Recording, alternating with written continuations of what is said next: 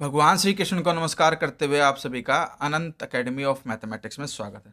देखिए, जो अब न्यू बुक है उसके अकॉर्डिंग ये चैप्टर नंबर 4 है, सीक्वेंस चैप्टर का नाम है। इसमें फर्स्ट एग्जांपल जो है वो ये है, list the first 5 terms of the following sequences. तो ये तो बिल्कुल इजी है, एन की वैल्यू 1 2 3 4 5 एटसेट्रा रखते चले जाओ, अपने आप आंसर आते चले जाएंगे। मैं एक कर देता हूँ, बाकी आपको समझ आ जाएगा।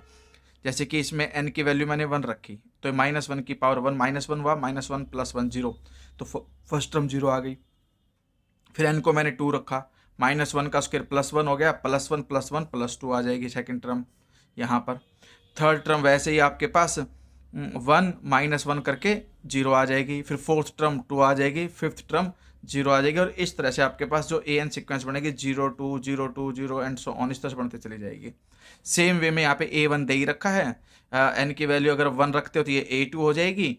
a2 = 3a1 + 1, और a1 की वैल्यू जो 1 है वो 1 पुट करके 3 + 1 4 आ जाएगी। तो इस तरह से आप ये निकाल सकते हो। फर्स्ट एग्जाम्पल बिल्कुल ईजी है। हम आते हैं सेकेंड एग्जाम्पल पर। सेकेंड एग्जाम्पल पे हमें क्या करना है, nth टर्म लिखनी है। क्या है, right the nth term of the following sequence. कुछ की बहुत आसान होती है और कुछ की कभी कभी डिफिकल्ट हो जाती है nth टर्म बनानी, लेकिन nth टर्म करेक्ट बनानी सबसे इंपॉर्टेंट है। जैसे कि देखो 1 जो है 1 स्क्वायर है, 4 2 स्क्वायर है, जो ये थर्ड टर्म है 9 3 स्क्वायर है, और फोर्थ टर्म 16 4 स्क्वायर है। तो इस तरह से nth टर्म n स्क्वायर आएगी। तो हमारे पास फर्स्ट पार्ट में an = n स्क्वायर। अगर हम देखें इसके अंदर सेकंड पार्ट में 1 2 3 4 है और डिनोमिनेटर में एक एक्स्ट्रा है, 1/2 है, तो 2 + 1 3 है, 3 + 1 4 है, और 4 + 1 5 नीचे है। तो इस तरह से हम देखते हैं भाई a1 को मैं लिख सकता हूँ 1/1 + 1, a2 को मैं 2/3 है, तो इसका मतलब 2/2 + 1। तो इस तरह से हम देखते हैं nth टर्म को हम n/n + 1 लिख सकते हैं, क्योंकि देखिए यहाँ पे 3 है तो 3/3 + 1, 4 है तो 4/4 + 1, तो इसी तरह से n होगा तो n/n + 1। लेकिन यहाँ पर अब एक चीज़ आती है थर्ड वाली कंडीशन में, 1/3 है, -1/9 है, +1/27 और -1/81 है। ये तो कन्फर्म हमें पता चल रहा है कि भाई यहाँ पर जो 3 है, नीचे फिर 3 की पावर इंक्रीज हो रही है, 3 पावर 1 है, 3 स्क्वायर है, 3 क्यूब है, 3 पावर 4 एंड सो ऑन। ठीक है, तो जो a1 है हमारे पास -1 का स्क्वायर अपॉन 3 है, a2 जो है -1 की क्यूब करके अपॉन 3 स्क्वायर लिख सकते हैं हम, क्योंकि नेगेटिव है। और हमारे पास जो थर्ड टर्म है 1/27, यानी कि -1 की पावर 4 और नीचे 3 क्यूब है। a4 -1/81 = -1 पावर 5 है और अपॉन में 3 पावर 4 है।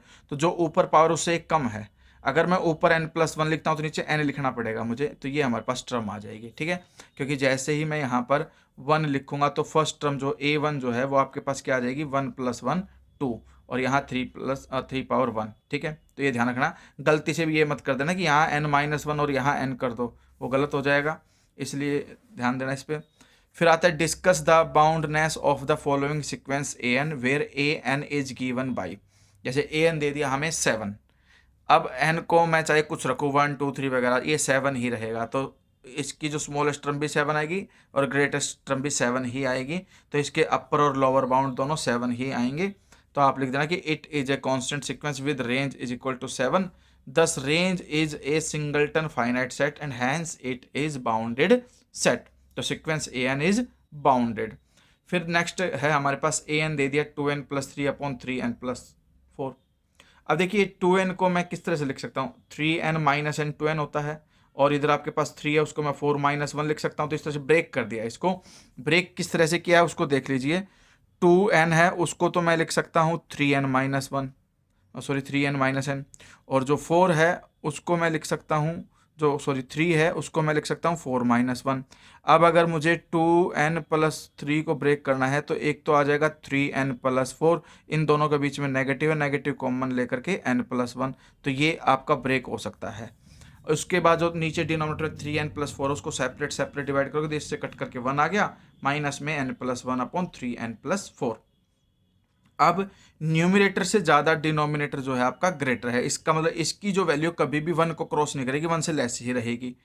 1 से लेस रहने के बाद ये आपकी जो वैल्यू है क्वांटिटी पॉजिटिव ही आएगी, तो इसका मतलब ग्रेटर देन 0 होगा लेकिन लेस देन 1, क्योंकि ये वैल्यू 0 आ नहीं सकती। 0 नहीं आएगी तो कुछ ना कुछ क्वांटिटी ऐसी आएगी जो पॉजिटिव होगी लेकिन लेस देन 1 होगी, और 1 में से सब्ट्रैक्ट होने पर मैक्सिमम जो आ सकती वैल्यू 1 ही आएगी, an 0 और 1 के बीच में आएगा। ठीक है, और इसलिए ये भी जो सीक्वेंस है बाउंडेड सीक्वेंस है।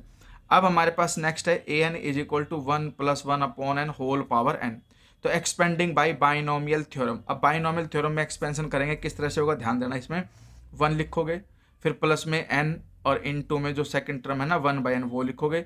उससे नेक्स्ट टर्म लिखी जाएगी n into n minus 1/2 factorial और 1/n का स्क्वायर। यानी कि इसको मैं एक्सपेंशन का फॉर्मूला लिख देता हूँ आपको। अगर आपके पास इस तरह से आ जाए 1 + x की पावर n आ जाए, ठीक है, तो हमारे पास इस तरह चलता है। पहली टर्म 1 होगी, फिर प्लस में n के साथ x होगा, फिर प्लस में n into n minus 1/2 factorial x square होगा, फिर प्लस में n इंटू n माइनस 1 और n माइनस 2/3 फैक्टोरियल x की पावर 3 एंड सो ऑन। इस तरह से है। अब इसके अंदर मैं x की जगह पर 1/n रिप्लेस कर देता हूँ, तो क्या बन जाएगा 1 + n इंटू 1/n प्लस में n into n minus 1/2 factorial 1/n square plus n into n minus 1 into n minus 2/3 factorial 1/n cube and so on. इस तरह से हमारे पास ये कंडीशन चलेगी। अब इसमें हम आगे फैक्टर कैसे, देखो ये 1 एज इट इज, n से n कैंसिल हो गया, ये भी 1 आ गया, 1/2 फैक्टर अलग लिखा। अब यहाँ पर n स्क्वायर है, एक n से तो n कट जाएगा, n/n तो 1 हो गया और माइनस 1/n। नेक्स्ट केस में हमारे पास ऐसे ही एक तो 1 माइनस 1/n और एक 1 माइनस 2/n आ जाएगा और अपॉन में 3 फैक्टोरियल।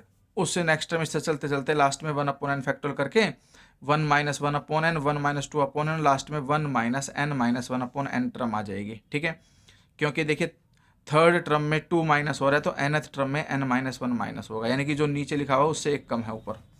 अब an इज लेस देन, हमारे पास क्या है कि जितने भी कंडीशंस हो रखी हैं इन सब की जो वैल्यू है ये लेस देन 1 ही रहेगी। तो इसका इन सबको हटा देंगे सारी ब्रैकेट्स को, क्या बचेगा 1 + 1 + 1/2 factor plus 1/3 factorial and 1/n factorial, क्योंकि हर ब्रैकेट की जो वैल्यू है वो लेस देन 1 ही होगी और लेस देन 1 वैल्यू को अगर हम हटाते भी हैं तो जो ये सम है आपका ग्रेटर ही रहेगा। ठीक है, ये ध्यान रखना इसके अंदर। इसके बाद ये 1/2 फैक्टोरियल 1/2 के इक्वल होता है, तो यहाँ तक तो टर्म इक्वल हो गई। ये 1/3 फैक्टोरियल का मतलब 1/6 और ये 2 मतलब 2 का स्क्वायर जो है 4 होता है। और जब डिनोमिनेटर जिसका कम होता है उसकी वैल्यू बड़ी होती है, तो ये तो 1/6 है, ये 1/4, तो इसकी वैल्यू ग्रेटर होगी 1/3 फैक्टोरियल से। इसी तरह से 1/4 फैक्टोरियल से ग्रेटर वैल्यू आएगी 1/2 क्यूब की। क्यों आएगी उसका भी मैं आपको बताता हूँ। देखो 1/4 फैक्टोरियल का मतलब है 1/24 और 1/2 की पावर 4 का मतलब है सॉरी 3 और वो 1/8। अब डिनोमिनेटर इसका कम है, इसका डिनोमिनेटर कम इसलिए वैल्यू ज़्यादा होगी इससे। तो इस वजह से जो ये टर्म बन रही है आपके पास लास्ट में 2 की power 1 2 square and so on करके 2 पावर n माइनस 1 तक लेकर के चलो, इन सब का जो सम है वो इन सब के सम से ग्रेटर होगा। अब ये तो 1 हो गया, प्लस में ये एक जीपी आ गई और जीपी के अंदर nth टर्म का जो सम है जिसकी कॉमन रेशियो 1/2 है, तो इसको मैं ऐसे लिख सकता हूँ 1 + a इंटू 1 माइनस r की पावर n, और r हमारे पास 2 है 1/2 है, उसकी पावर n करेंगे और अपॉन में 1 माइनस 1/n 1 माइनस r। ठीक है, 1 minus r power n upon 1 minus r। अब n को अगर मैं इन्फिनिटी भी रख दूं तो ये वैल्यू तो 0 हो जाएगी, तो ऊपर 1 बचा और नीचे 1/2। तो एक प्रकार से 1 + 1 और 1/2 का रेसिप्रोकल करोगे तो 2/1 यानी कि 3 कंडीशन आ जाएगी। तो इस तरह से जो an है आपके पास वो लेस देन 3 कंडीशन आ गई। ठीक है, और लेस देन 3 आने का मतलब ये है कि भाई ये जो an है वो ग्रेटर देन इक्वल टू 2 होगी, क्योंकि 1 + 1 2 तो है, उसके साथ कुछ पॉजिटिव क्वांटिटी है, और लेस देन 3 तो जो an है वो 2 और 3 के बीच में रहेगा। तो ये तो कुछ ऐसे थे जिनके अंदर अभी तक हमें सिंपली बताना था बाउंडेड, लेकिन अब इसके बाद जितने भी क्वेश्चन स्टार्ट होंगे वो बाय डेफिनेशन वाले क्वेश्चन स्टार्ट होंगे। एग्जाम्पल नंबर 4, इसके लिए मैं एक सेपरेट अलग वीडियो बनाऊंगा क्योंकि मैं एक तरह के क्वेश्चन एक ही वीडियो में रखना चाहता हूँ।